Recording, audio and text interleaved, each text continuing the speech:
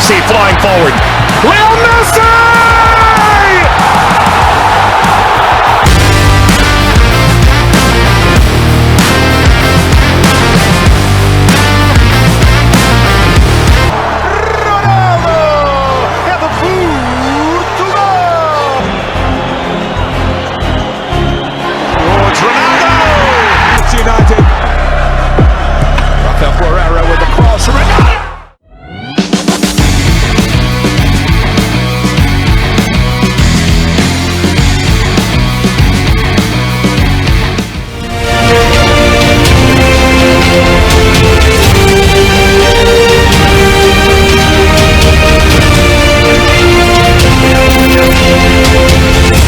The Tigers are awaiting the arrival of head coach Rena Wakama as they enter the final phase of preparations for the 2026 FIBA Women's Basketball World Cup with less than 2 weeks to the tournament in Germany.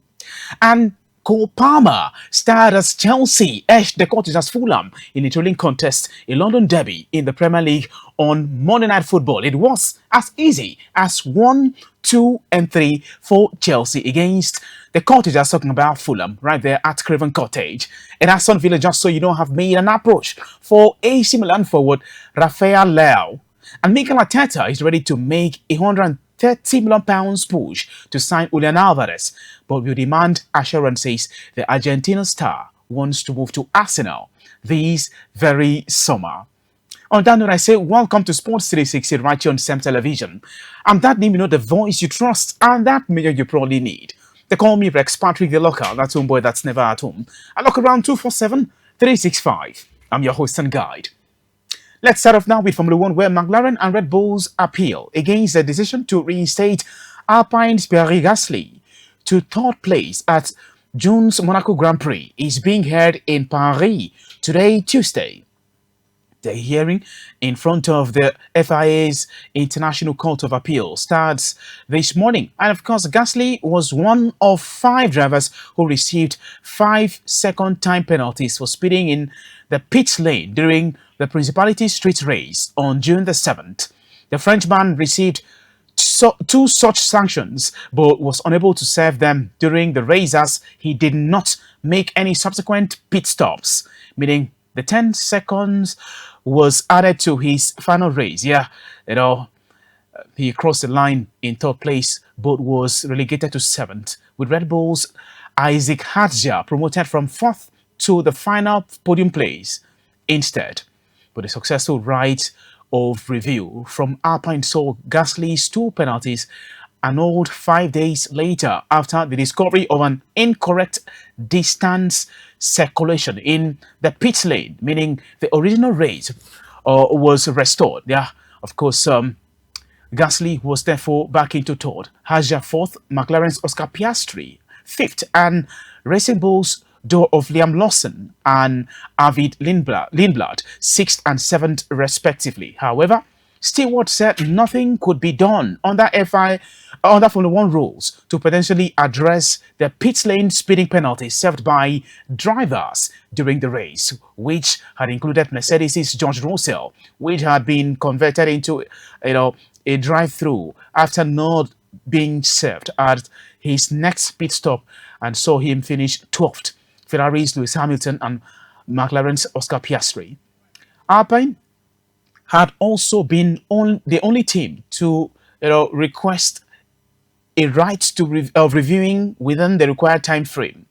McLaren and Red Bull subsequently appealed the Gasly reinstatement with a hearing date set for Tuesday at the FIA's headquarters in Paris. Speaking after last Sunday's Dutch Grand Prix, McLaren team principal André Stella explained what his team wanted to achieve through the appeal.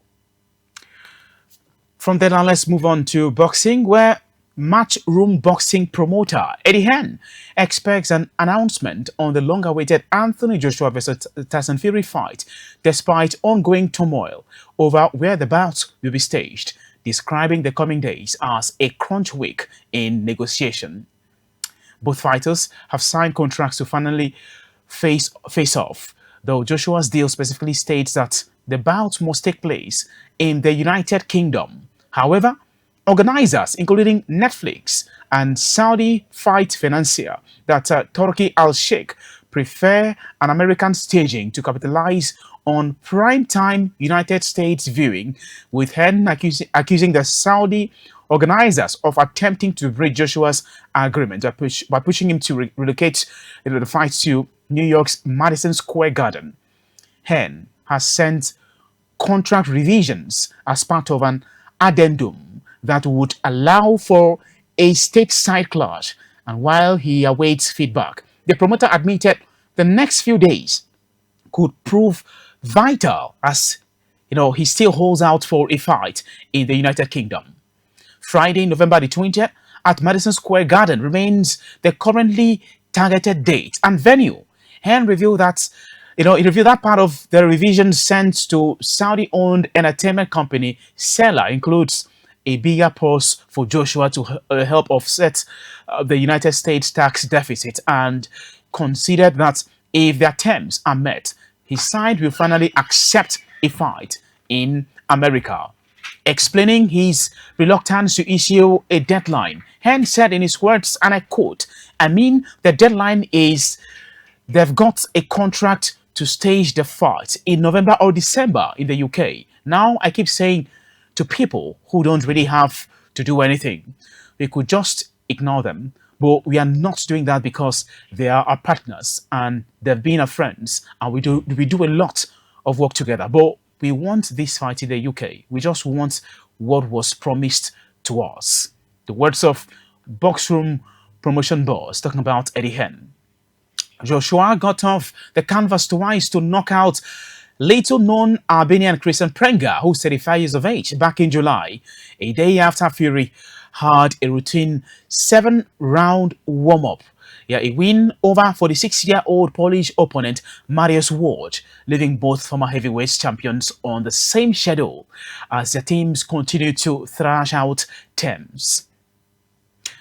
From there now, let's move on to basketball, where we tell you that Nigeria's The Tigers are awaiting the arrival of head coach Rena Wakama as they enter the final phase of preparations for the 2026 FIBA Women's Basketball World Cup, with less than 2 weeks to the tournament in Germany. Wakama, who remains in the United States due to her professional commitment with WNBA franchise side Chicago Sky, is expected to rejoin the team before the World Cup. The tournament will run from September 4th to the 13th, with the Tigers set to move to Zaragoza, that's in Spain, for the final phase of their preparations. Wakama continues to combine her role as Nigeria's head coach with her position as an assistant coach with the Chicago Sky, who confirmed her appointment to their coaching staff back in April under head coach Tyler Marsh. Nigeria began their World Cup build-up with a training camp in Chicago from July 29th to the 2nd of August before traveling to China for a 3-game exhibition series. Of course, the series was quite a good run for the side. They subsequently moved to Spain to further warm-up matches against some of Europe's leading teams. The final phase in Zaragoza will include preparation, against Mali and Puerto Rico before Nigeria travel to Berlin for the World Cup proper. The Tigers have endured a difficult build-up, winning 1 and losing 4 of their 5 warm-up games so far. Nigeria's The Tigers are waiting the arrival of head coach Rena Wakama, and plans have actually intensified and are expected to go all out and give a good account of themselves. Of course, they happen to be the most successful side when it comes to basketball in the continent of Africa. So, they go into this one as African champions and are looking to pull the strings and get the job done. The last World Cup was quite a good one for the Nigerian side, as they went all the way to the quarters and are looking to go a step further than what they did, perform better than what they did last time out. It remains to be seen if that would really happen going into the World Cup this very year, in Germany. Of course, we're looking forward to this preparation game, the last phase of plans for the World Cup, right there in Zaragoza, where they get to face fellow Africans, Mali and then Puerto Rico, before they traveled for the World Cup, traveled to Germany for the World Cup. The Tigers, have got a really good squad going into that one. They lost 70 to 67 and 69 to 65 to China before ending their 3-game series with an encouraging 88 to 77 victory on August the 12th. However, the African champions suffered heavy defeats in their latest 2 games in Tenerife, losing 83 to 58 to Spain on August 21st before a 90 to 55 defeat to Belgium the following day. The results have exposed areas that will require attention as Nigeria bid to make another strong showing at the World Cup, where they reached the quarterfinals back in 2022. The Tigers head into the tournament on the back of a 5th consecutive women's Afrobasket title, following their hard-fought 78 to 64 victory over Mali that was back in the 2025 final. Their continental dominance followed a historic run at Paris 2024 Olympics, where the Tigers became the first African team to reach the quarterfinals of the Olympic Games. Of course, they secured the direct ticket to the 2026 World Cup after winning the 2025 FIBA Women's Afrobasket. They nevertheless participated in the World Cup qualifying tournament in Lyon, France, where they endured a difficult campaign, losing 3 of their 5 games right there. The Tigers will make their third appearance at the World Cup in Germany, having previously featured at the 2006 and 2018 edition. Their best performance came in 2018 when they reached the quarterfinals and finished 8th overall right there.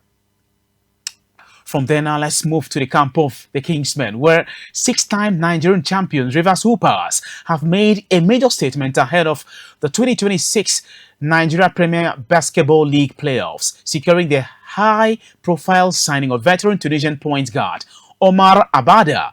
The 33-year-old playmaker joins the Port Harcourt-based side as they look to reclaim the national championship and will be instrumental, for the Kingsmen when they play on home soil, as the playoff gets underway on August the 29th at the basketball, court in Niger Street, Port Harcourt. Of course, known for his composure, pick and roll mastery, and perimeter shot making. Abada brings an elite trophy-laden resume to the Hoopers' backcourt on the continental stage. The point guard anchored Tunisia during their FIBA Afrobasket triumph back in 2017 and 2021, averaging 12.7 points, 4.7 assists, and 4.0 rebounds, per game in Kigali to earn an all-Afrobasket first team selection. He featured in the 2017 Afrobasket final as Tunisia beats Nigeria 77 to 65 to clinch the title, as well as in Lagos during the 2023 FIBA Olympic pre-qualifying tournament, where he averaged 24 points and 7.5 assists per game. Most recently, the skilled playmaker starred in a tightly contested 81 to 84 defeat against Nigeria's Tigers in the FIBA World Cup African qualifiers in July, leading the starts with 21 points, 8 assists, and 6 rebounds in Rades. During the 2023 FIBA Basketball World Cup African qualifiers, he averaged about 14.5 points and 3.1 assists per game, while posting 11.7 points and 4 assists per game in the 2019 FIBA World Cup proper in China, where he led all players in preliminary round steals. In continental club action, Abada's Basketball African League credentials include, being named as an All-Basketball African League first team honoree in the league's inaugural 2021 season, during which he averaged 11 points and 5.2 assists per game to guide US Monastir to the final. He featured for Ivory Coast ABC Fighters in 2023 and reached new statistical heights during the 2026 Basketball African League campaign with Club Africain, where he posted 18.7 points and 7.6 assists and, of course, 2.6 rebounds per game. Of course, beyond the African continent, Abada has tested himself in top leagues across Europe and the Middle East. His club tours. His club tour includes a spell in France's LNB Pro B with Saint Chamond, as well as stints with Saudi Arabian side. Yeah, he has stints with Saudi Arabian side. That's Al Ittihad Jeddah, where he averaged 24.5 points and 6.6 assists per game. Syria's Al Wada Damascus and Egyptian giants Al Ahly.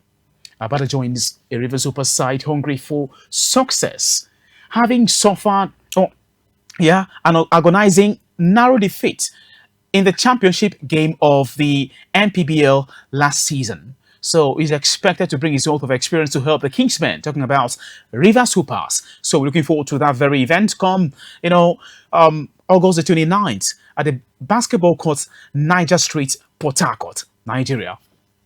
All right, now let's move on to football, where on the home front, Super Eagles goalkeeper Amas Obasoye says he's returning to Bendel Insurance with renewed hunger and determination as he targets more success with the 2023 President Federation Cup champion following 2 seasons away from the Nigeria Premier Football League. Obasoye spent 2 seasons with the Benin Arsenal following their return to the Nigeria Premier Football League in 2023, having joined the club back in 2019. He moved to Ethiopian side Fasil Kenema for the 2024-2025 season before switching to Tanzania's Singida Black Stars last season.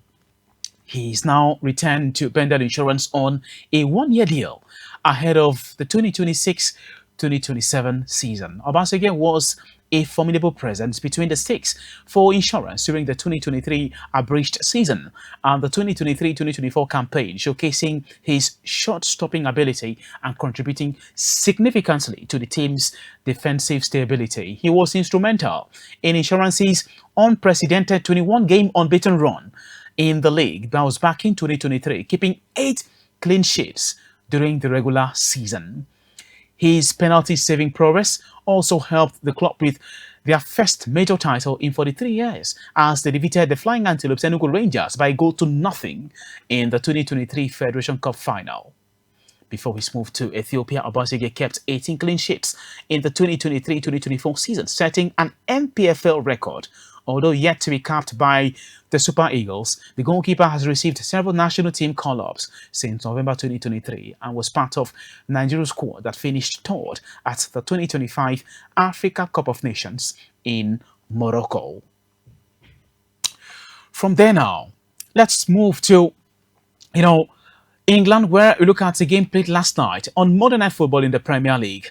As we tell you that Cole Palmer was back to his best to get Xabi Alonso's Chelsea career off a winning start in a chaotic 3-2 victory over the contenders, talking about Fulham on Monday night. WC's attacking trio of Palmer, João Pedro and Morgan Rogers looked every bit that the most potent in the Premier League, as all three scored in a game where entertainment reigned and defending was an afterthought. Palmer, finally injury-free and all the better for his summer off from England's World Cup campaign, scored one and made another assist in the kind of performance that he had found so difficult to reproduce last season. It took just 31 seconds for him to lay down a marker by teeing up an opener for João Pedro, himself refreshed after his surprise Brazil omission, going into the just concluded FIFA World Cup in USA, Mexico and Canada. The front three never looked back from there. Rogers got in on the act on debut with a late run to finish Maxence Lacroix's cross just before halftime, before the flick-on released João Pedro to set up Palmer for a third shortly after the break. Chelsea would have had an easy night despite the surprise absence of Moises Caicedo, without a nightmare performance from goalkeeper Robert Sanchez, whose mistakes twice let Fulham back into the game. The Spaniard, whose position as the Blues' #1 has long been questioned, let Josh King's powerful, but savable drive, into the back of the net at his near post to leave matters midway through the opening periods before spilling a shot straight into the path of Gonçalo Garcia to allow Fulham to make it 3-2. The first taste of The Alvaro Arbeloa era suggested the Contagers will play on the front foot regardless of opposition, as they created plenty of chances against their West London rivals, but we will need to significantly improve their defensive discipline after being caught wide open for the most part, for each of Chelsea's goals. On this evidence, they'll have scored plenty as well in that encounter and could have snatched a late equalizer when Anthony Robinson horribly miscued a chip with Sanchez in no man's land. But anything less than an away victory would have been harsh on Chelsea, who ran out deserved winners thanks to their electric front three in Cole Palmer, Morgan Rogers, and of course, Joao Pedro. From there, let's move on to the gossip column, where we look at some transfer stories making the rounds in Europe. And of course, we tell you that Super Falcons defender Oluwatosin Dimehin has joined Portuguese champions SL Benfica. Dimehin has put pen to paper on a 3-year contract with the 6-time Portuguese champions. The centre-back previously played for Turkish giants Galatasaray. The Nigerian explained the reason behind her decision to join Benfica. She said, in the words, Benfica is the best club in Portugal and one of the best clubs in the world. Therefore, I know that being here, I can improve my performance. So, she's joined from Galatasaray. She played for Nigeria Women Football League side, that's Sunshine Queens and Rivers Angels, before moving abroad. She started her professional career in France with Stade de Rennes. So wishing her the very best right there, at Benfica from Galatasaray. Now let's look at another story. As we tell you that Aston Villa have made an approach for AC Milan forward Rafael Leao. According to what we've gathered, the English club are serious about the Portugal winger, who has expressed an openness, to the move. Yeah. Villa and Milan are in contact and will now negotiate in a bid to reach an agreement before the deadline day on September the 1st. That's a Monday, precisely. Villa are looking to make additions up front amid uncertainty around Oli Watkins' future at the club. It was reported Saudi Pro League side Al Hilal are in talks to sign Watkins and have had at least one bid rejected. Watkins was not included in the matchday squad for the 4-0 defeat to Brighton on Sunday, and when asked for an explanation after the game, Villa boss Unai Emery told reporters, in his words, and I quote, "Ask him, I only can answer it by silence."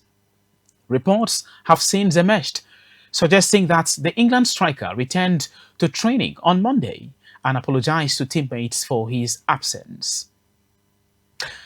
From there, let's move to North London, where Mikel Arteta is ready to make a £130 million push to sign Julian Alvarez, but will demand assurances the Argentina star wants to move to Arsenal this very summer. The Gunners are in advanced talks with Saudi Arabian club Al Hilal over the sale of Gabriel Martinelli for at least £15 million. The Brazilian international, who's 25 years of age, is free to leave the club this very summer, with manager Mikel Arteta making it clear the attacker is not in his plans. Discussions between the clubs have intensified in the last 24 hours, with a deal now close.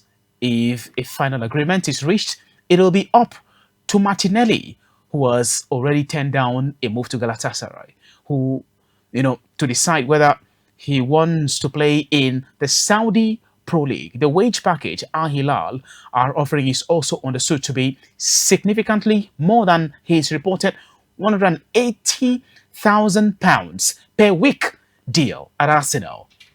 Martinelli, who joined Arsenal from Brazilian side Ituano back in 2019, has got 12 months remaining on his deal right there at Emirates Stadium. He made 53 appearances in all competitions last term, scoring 11 goals as the Gunners won the Premier League title. But he was left out of the squad for the final of their league opener against Coventry City on Friday night, which the Gunners won by 3-0. Former Arsenal striker Ian Wright was critical of Arteta's decision to omit Martinelli from the squad, as well as the club's treatment of the forward. The England international did not feature, of course, I don't know for what is what, the Brazilian international did not feature in that game against Coventry City and is expected to leave the side this very summer. But then, will the Gunners regret letting go of Gabriel Martinelli at this material time? Should he stay put at the side? Should he be allowed to continue? They've brought in Christos Zolis, and he's been instrumental to the Gunners' wins in the Community Shield and their Premier League opener against Manchester City and Coventry City, respectively. So, Gabriel could just be on his way to the Saudi Pro League this very summer. Will that be best for the player? You can't say for what it's worth. Anyways, this is where we get to put a pin right here. Been a great time with you out there, and best believe you are the real MVP. Be sure to follow us on all social media platforms, on YouTube at CEMTV Plus, on Facebook, CEMTV Plus, Instagram and Threads at CEMTV Plus, X, formerly Twitter, at CEMTV Plus. Of course, we'll keep you thrilled and, of course, always bring you up to speed with interesting stories making the rounds. I mean, that minute of voice you trust and that mail you probably need. Call me Rex Patrick the Locker. For now, it's a wrap.